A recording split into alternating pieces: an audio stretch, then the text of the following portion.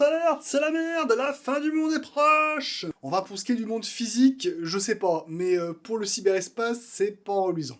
Avant de commencer, je voulais vous faire deux annonces. La première, c'est que, comme vous avez peut-être pu le voir dans les précédents épisodes, je suis en train de tester des choses au niveau de la vidéo et du son. Là, c'est surtout la vidéo, surtout que j'ai changé de caméra il y a pas longtemps. Donc, vous affolez pas si d'une vidéo à l'autre, le rendu n'est pas le même. Et la deuxième annonce, c'est que, bien que j'ai essayé de faire une vidéo le plus rapidement possible sur l'actualité, sachant qu'entre le moment où j'écris et tourne cette vidéo et le moment où j'aurai fini le montage et que je la mettrai en ligne, il peut y avoir 1 à 2 semaines qui se passent, donc je suis désolé d'avance s'il y a des informations que j'expose dans cette vidéo qui ne sont plus d'actualité quand la vidéo sortira, et à contrario, je suis désolé s'il y a des éléments qui sont arrivés que je n'ai pas présentés. Voilà, mais je vais vous le rappeler quand même pas mal de fois dans la vidéo.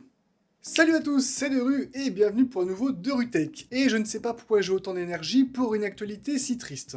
Je ne sais pas si vous êtes au courant, mais dans l'est de l'Europe, ça chauffe. Sans vouloir rentrer dans une analyse géopolitique de la situation, ce qui est bien au-delà de mes compétences, je résumerai en disant que nous avons le gouvernement russe qui a un peu pété une durite et qui a décidé d'attaquer son proche voisin, l'Ukraine. Si jamais vous vivez enfermé dans une chambre sans contact avec le monde extérieur. Je ne m'attarderai pas sur le pourquoi du comment, mais ce qu'il faut savoir, c'est que la guerre ne se passe pas uniquement sur Terre ou dans les airs, mais également sur Internet. Et le problème, c'est que pour l'informatique et Internet, les notions de soldats, de frontières et de territoire sont assez floues. C'est pourquoi, bien que la France et l'UE n'aient pas pris part activement au conflit, j'entends par là envoyer des troupes sur place, ça ne nous a pas empêché de nous prendre des scuds numériques dans la tronche. En effet, une probable cyberattaque ayant visé le service satellite Cassat a privé des milliers de personnes en Europe d'internet, dont 9000 en France. Je précise une probable cyberattaque parce que cela concorde bien avec le début du conflit,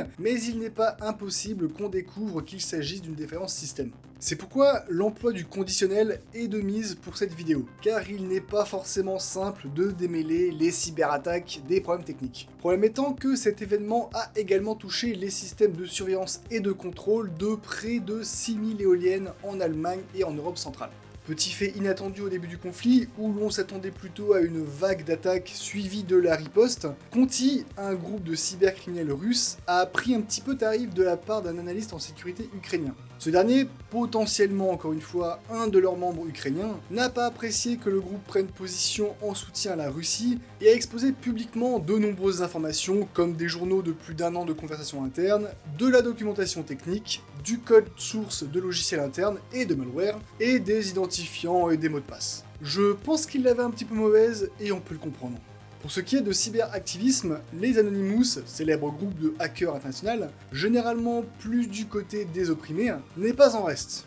D'après leur dire, ils auraient piraté plus de 2500 sites russes et biélorusses, en laissant des malwares par-ci, modifiant les pages d'accueil de certains par-là, piraté à plusieurs reprises des chaînes de télévision nationales russes, en y diffusant quelques secondes, voire minutes d'images du conflit, et par le biais du groupe de hackers NB65, affilié aux Anonymous, fait tomber le centre de contrôle de l'agence spatiale russe, Roscosmos, et ou son site web. Là encore, des informations à prendre avec des pincettes, puisque les faits d'armes des Anonymous ont été rapportés par les Anonymous. Malgré ces bonnes nouvelles, des acteurs ayant stoppé leur activité en Russie comme Apple, Alphabet, le groupe Google, Microsoft, Visa, AMD, Samsung risquent d'être pris pour cible en représailles. Samsung et Nvidia ayant déjà fait les frais d'un piratage par le groupe sud-américain Lapsus, ayant plutôt profité de la situation. Ces deux entreprises se seraient fait voler une bonne quantité de données, 1 Teraoctet pour Nvidia et 180 Go pour Samsung, d'après le groupe de pirates. Discord, Spotify et aussi la chaîne C8 ont également subi une panne, mais pour le moment, rien ne laisse à penser que ce soit lié au conflit entre l'Ukraine et la Russie. Pour le moment. Mais concrètement, en cette période de doute et d'incertitude, à quoi nous, simples usagers et utilisateurs de l'informatique, pouvons-nous être confrontés ? Eh bien, au même risque que d'habitude, mais en plus brutal et en plus grosse quantité. Parmi ces risques, nous trouvons les attaques par des nids de services distribués, le fameux DDoS, pouvant rendre inutilisables des sites gouvernementaux en cette période, mais également des services utilisés par beaucoup, comme des sites de streaming de films et séries, des services de jeux, des services mail et autres. Pour ce qui est des sites gouvernementaux, nous pouvons également être confrontés à de la défiguration, c'est-à-dire que des attaquants prennent le contrôle du site et le modifient, pouvant aller jusqu'à sa destruction. Des sites russes, biélorusses et ukrainiens en ont déjà fait les frais. Il y a également un risque accru de tentatives d'hameçonnage, de phishing, auquel j'essaie de vous sensibiliser depuis un moment. C'est pour cette raison qu'il faut être d'autant plus vigilant lorsque vous recevez un mail et qu'il faut éviter de cliquer sur des liens ou télécharger des pièces jointes d'un mail inattendu ou suspect.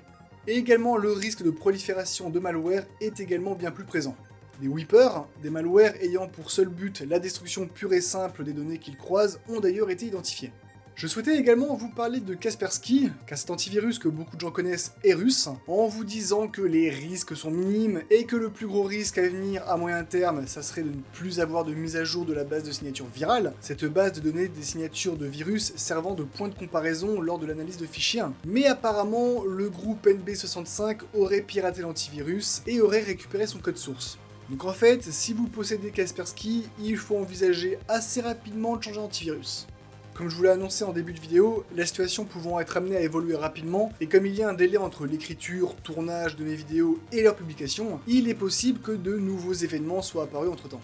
Pour conclure cette vidéo, surtout ne paniquez pas. Trop tard! Dans l'immédiat, restez prudent dans votre manière de naviguer et d'utiliser l'informatique, comme je vous l'ai si bien appris dans mes vidéos, et surtout soyez très vigilants lors de la réception de mails ou de liens dans un chat, ou même d'appels bizarres où l'on vous demanderait des informations de connexion ou des identifiants en se faisant passer pour une entreprise ou un organisme officiel. Dans un cas pareil, demandez à votre interlocuteur de prouver son identité, quitte à lui demander un numéro sur lequel le rappeler. Ce sont dans l'immédiat les consignes à suivre, bien qu'elles peuvent également évoluer très vite dans les prochains jours. Et surtout, restez informés. Merci d'avoir regardé cette vidéo. Comme d'habitude, si elle vous a plu, n'hésitez pas à vous abonner, à cliquer sur le pouce en l'air pour me soutenir, à laisser un commentaire et à me rejoindre sur les réseaux sociaux. Sur ce, je vous souhaite une bonne nuit, bonne soirée, bonne journée, et surtout n'oubliez pas, la sécurité est l'affaire de tous. Ciao!